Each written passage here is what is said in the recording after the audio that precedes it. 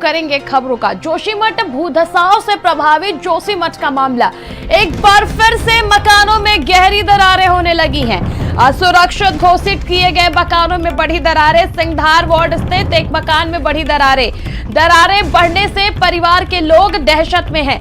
परिवार का आरोप, होटल से जबरन किया बाहर।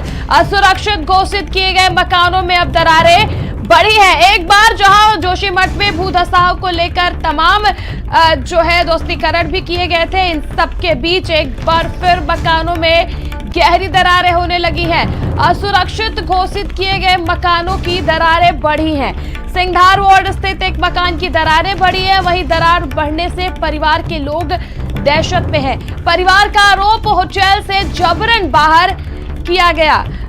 जो परिवार है उसके मकान में दरार था, जिसके चलते वो होटल में रह रहा था, उसे जबरन होटल से बाहर कर दिया गया। दरारें बढ़ने से परिवार के लोग दहशत में हैं। भूधसाव से प्रभावित जोशीमठ मामला, एक बार फिर मकानों में गहरी दरारें होने लगी हैं।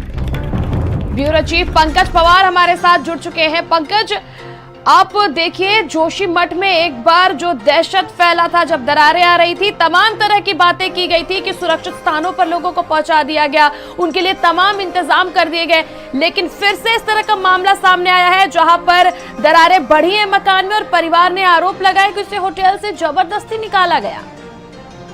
देखिए, अगर कहा जाए तो इसमें जो सिंघद्वार वार्ड है वहां पर एक मकान है जिसमें पहले से ही जो असुरक्षित घोषित था, खाली था वो, और उसमें दरारें बढ़ने का आरोप जो है वो परिवार ने लगाया है। और साफ तौर पर जो है वो दरारें बढ़ भी रही हैं, लेकिन जिस तरीके से परिवार का कहना है कि उनको होटल से बाहर कर दिया गया, तो ये अपने आप में एक बेहद गंभीर बात है। और क्योंकि लोगों के पास रहने के लिए अभी व्यवस्थाएं नहीं है वहां पर, लेकिन जिस तरीके से वहां पर अगर होटल मालिकों द्वारा इस तरीके का कदम उठाया जा रहा है और जिला प्रशासन संज्ञान नहीं ले रहा है, तो ये अपने आप में बेहद गंभीर बात है कि उनको रहने के लिए व्यवस्थाएं नहीं है। आपने उनको उनके घरों से निकाल दिया है, घर जो है वो असुरक्षित हो गए हैं। लेकिन कुल मिलाकर अगर देखा जाए तो जो आम जनता है जोशीमठ की, जो परेशान है, जो पिछले बार में जो तमाम चीजें हुई वहां पर, और जोशीमठ में जिस तरीके से दरारें दिखाई दी और उसके बाद जो आपदा वाली स्थिति वहां पर दिखाई दी थी,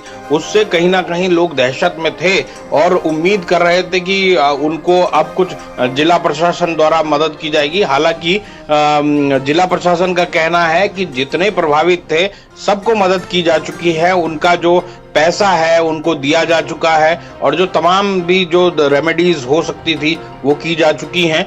इसलिए हो सकता है कि इस पर और कदम उठाया गया हो, लेकिन अभी जो ये नई दरारें आनी शुरू हुई हैं वो भी एक चिंता का विषय बन सकती हैं। और सिंघद्वार वार्ड में जो असुरक्षित भवन है उसमें जिस तरीके, देखिए, जब पहली बार जोशीमठ में ये मामला सामने आया था तो तमाम तरह की एजेंसियों ने जांच की थी। केंद्र सेंट्रल ने भी अपने बेसिस पे जांच करवाई थी, राज्य सरकार ने भी तमाम कोशिशें की थी, तमाम ट्रीटमेंट की भी बातें गई थी, लेकिन उन सब के बीच आखिर क्या कमी रह गई कि फिर से दरारें आना शुरू हुई है। और अगर दरारें आना शुरू हुई तो इसकी जानकारी जो तमाम एजेंसियां केंद्र सरकार और राज्य सरकार के द्वारा लगाई गई थी, उन्हें इस चीज की खबर क्यों नहीं है, और है तो किस प्रकार से आगे ये लोग इस पे काम करेंगे? देखिए, जिला प्रशासन को इसकी खबर है, और अगर कहा जाए तो तमाम जो एजेंसियां हैं वो इस पे काम कर रही हैं, लेकिन अब क्योंकि वहां पर नेचुरल कैलेमिटी है ये, और किस तरीके से वहां पर अभी भी कोई बड़ा ट्रीटमेंट नहीं किया गया है जिससे वो दरारें रुक सकें, क्योंकि वो पूरी तरीके से असुरक्षित घोषित किया जा चुके हैं कई इलाके जोशीमठ के। और केंद्र सरकार की जो टीमें आई थी वो इस बात को लेकर जरूर आई थी कि वहां पर क्या हुआ है देखने के लिए, लेकिन किसी तरीके का ट्रीटमेंट किया गया हो ऐसा संभव नहीं हुआ है।